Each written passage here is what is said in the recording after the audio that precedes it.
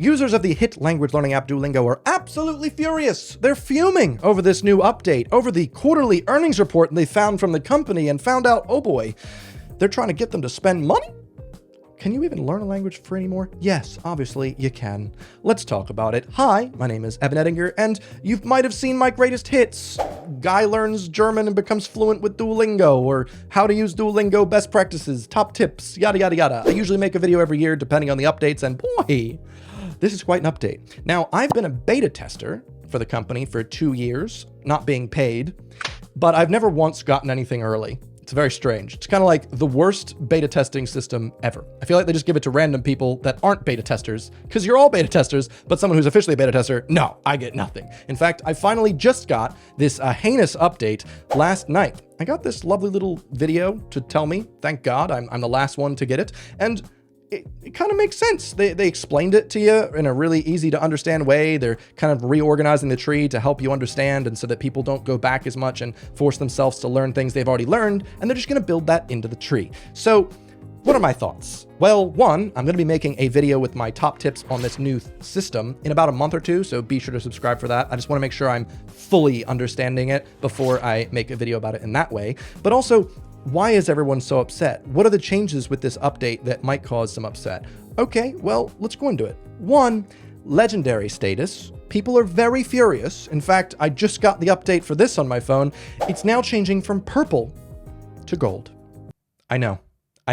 Sounds horrifying. I can't imagine. Wow, color changes. Thankfully, every once in a while, you'll have someone fuming on the subreddit like, I can't believe they're giving us these features and then taking them away. They have no idea what they're doing. And then there'll be a sensible person like, they just changed the color scheme. Like, come on. Now, realistically, the one change to the legendary status that people are actually upset about, besides the people on the ends there, is instead of having 3 strikes you're out to get legendary status for a lesson, you now have 0. If you make one mistake, you no longer can get it. So you kind of have to be perfect, or maybe you could say legendary, in order to get legendary status for a specific lesson. But if you do make a mistake, you also have the ability to spend 50 gems at the time of filming to carry on. Now, this is a reason people are very upset. They're like, why do they keep making us spend our gems? Well, people like me and many others for many years have been complaining, saying, Duolingo gives us these friggin' gems, these lingots, and there's nothing to do with them. Sei vorsichtig mit deinen Wünschen. Be careful what you wish for. They finally gave us something to spend it on, and hey, it makes sense. Gamification of the system, they're trying to make some profit off of this app that they've made. Not necessarily nefariously, because legendary isn't a thing that you need. You can continue learning the app and carry on. You do not have to get your status to legendary. You can just finish it without getting that extra gold or purple or back to gold status. In fact, for those of you that have been on as long as me, over 2,000 day streak, thank you very much. The legendary status is quite a new thing within the last like 2 years or so. So personally, I've never really cared for it that much. The only reason I would ever do it was to boost myself up in leagues, which is no longer something I care to do. I just, progress in the tree and learn a language. But the second big thing people are really upset about is the timed challenges update. In fact, people are finding that the timed challenges feature is basically nearly impossible to do without spending gems. And for those of you who are unaware of how it works, essentially it's like a flashcard type system. You have to answer questions really quickly, and then the next level, you have even less time. And then it keeps going with like that with even less and less time until the final 2 levels, in which I can personally attest, it is near impossible, even if you are lightning fast, to get it under the time limit without having to spend gems to continue. I do find that actually a bit shitty, because if anything, the time challenges feel like you're not really testing your language ability as much as your reaction time, because you pushing the wrong key really quickly one time is enough to basically mean you do not win the time challenges. I have used time challenges in the past, only, here's another little motif here, when I was trying to boost XP, which I'm no longer doing, so this doesn't affect me as much. I personally used to love the time challenges that they used to have in the tree like 2 or 3 trees ago, because it was for every individual lesson. So I would choose to do that one, which had a 2-minute timer which counted down, and everyone you got right increased the timer, because I would choose to do that to get more XP than I would, and because it felt like it was more challenging to me, and I loved the challenge. I wish Duolingo would bring that back instead of this gamified one that feels pretty much impossible. Also, as a note, if anyone else has used the time challenges, do you not find them incredibly basic? Because I'm at unit 7, or at this point with the new update, I'm unit 150 or something, and when I've done time challenges, it is no much more difficult than the first couple lessons of unit 1. Las mujeres comen manzanas. Actually, I think it's too difficult for that. What's the point? Is this supposed to progress? And if it does progress, then oh my God, would it not be possible? I mean, I have a difficult time doing the absolute basics under that crazy time limit. I can't imagine if it was actually what I'm supposed to be learning. So for me, yet again, because I'm so far along in the tree, it's not that useful for me. But I think one of the biggest reasons people seem as upset as they are is because no matter what, if you're going to have a big change in a UI of a learning type of application, you're going to experience some demotivation from your progress feeling like it's wiped away. Now, obviously, if you stop using Duolingo and use another app, your progress in your brain is still there. But that being said, everyone really enjoys seeing a physical or visual representation of themselves learning. It's such a huge motivator. For me, when I go out for runs, if I didn't time it, if I didn't use an app or anything, I wouldn't know if I was getting better. I would just be running and going, I hope I did well, you know? However, with an app like Duolingo, I can now see, ooh, I'm progressing in this tree. I'm actually learning more. I'm comprehending more. And it's a very exciting thing. So to find out that they've completely revamped things and they might have put you in a spot in which now things are really difficult, you don't actually know if you belong here, or possibly things are too easy and you feel like you don't belong there, it can get really frustrating and demotivating, and demotivation is the big killer for this type of thing. So if you are someone that has been really upset by this and demotivated, I do encourage you to just give it a couple weeks at least, you know? There are going to be growing pains with a new app, and if we are to believe all the research that they've done that this is an optimal method, well, then this will work out for you if you just stick to it. If you can believe it, this is the 3rd update of the tree since I've begun using the app, because I've been on it for so incredibly long.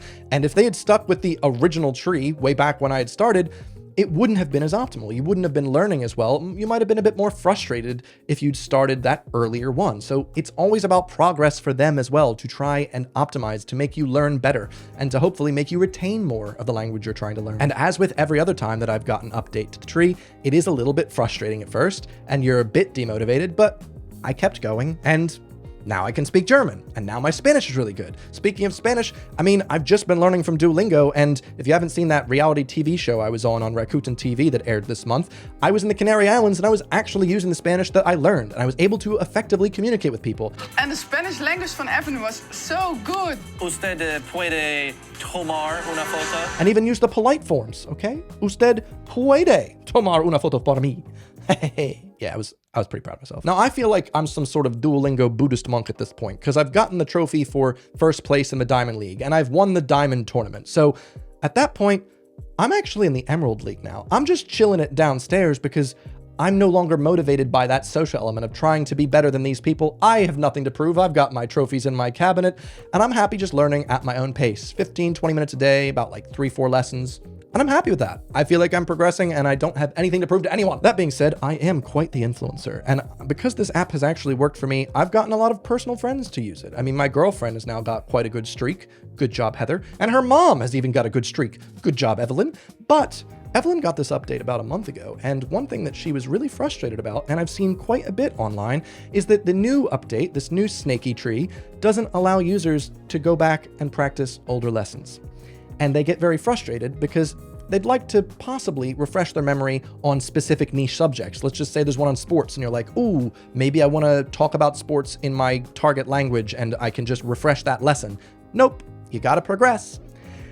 And I understand the reason, like Duolingo doesn't want people to plateau. They don't want them to constantly worry about maintenance, which is an actual thing. I know from my own personal experience when I was doing German, the further I got down in that tree, the more I was constantly having to refresh maintenance to make sure that I wasn't forgetting things. This new method means that you don't have to do that. You can actually keep seeing progress, which is good. But as a note to the developers, is there no way you can compromise this? Maybe have it so that you can spend some gems maybe to go back and do a lesson. I know you like doing a little spending of the gems. So maybe like after 2 or 3 lessons you progress, you can allow a user to spend their gems maybe once, twice a day to go back on an old lesson. I feel like that's a good compromise, right? Because some people just really like learning their niche subjects. I do understand that they've essentially baked in the cascading or waterfalling method that I've been promoting for ages. It is pretty much the best method of old style Duolingo learning, and they've baked that into this new tree. That's great. Now Instead of having to basically be someone like me that constantly looks up the best way to brush your teeth. Watch a YouTube video or 5 on it. You know, best way to learn a language using Duolingo. All right, what are the best methods? You don't have to do that anymore. They've made it simple. They've baked that in. Now you're going to get recursive knowledge. So if you learn a word, let's just say las manzanas, as soon as you keep going, it's not like you're going to forget that word because that word's going to keep coming up further and further on. Certain verbs, certain nouns. It's a good system, and I give them the benefit of the doubt here. They've done a lot of research. Now, that being said, if we have to talk about the owl in the room, it seems like a lot of people on the subreddit, at least, have... Sorry, I can't not laugh at this. Some people in the subreddit are recommending a gem boycott. They're so furious with this update. They're like, we refuse to spend these gems. This'll teach Duolingo, who has millions and millions of active users, and we, the 187,000 members of the subreddit, will make a dent. Not really. And also, if you wanted to make a dent, just leave. You shouldn't. But I mean, gem boycott? That sounds as silly as Republicans like burning the shoes they've already bought to fight the man. doesn't look too good. And one of the key reasons that people want to boycott their gems is because the Q3 earnings report for Duolingo dropped the other day, and it was made public, as is the case for companies and their earnings reports. And people were astounded that in the earnings reports, it says that they're focusing on IAPs. They're trying to get in-app purchases by getting people to spend gems so that they can pay for the service that they provide. Yeah. Do you have to buy gems? No. Can you learn the language without gems? Absolutely. I feel like this is similar to if someone was upset because you can't learn the language because your Duolingo owl doesn't have a golden tracksuit. It's really not necessary, guys. At the end of the day, the company is trying to make some money on the service they provide, and I do not think that's a bad thing. They do still stand by their ethos, as far as I'm aware, that learning should be free, and it is still possible, very much so, to learn a language using Duolingo for free. Is it more difficult to have super duper bells and whistles and challenges that aren't necessary? Yes. Can you still learn a language? Absolutely. It's fine. But their hope, and it seems like it's working, is that people that are really into like 100%ing in the way that they've designed their new tree are going to help them in funding their scheme to bring language learning to everybody. And I think that's a good thing. But hey, if they do change some things, I will be making a video about it. So please be sure to tell me if you agree, disagree, or any points I forgot, something you dislike about the tree that I've not brought up, tell me in the comment section below, and anything I should watch out for with the new tree that I just got, so that I can hopefully talk about it in my upcoming video on my best practices. Hope you've been keeping well. I'll see you in the next one. Goodbye. What? He was an owl, she was a girl. Can I make that any more obvious?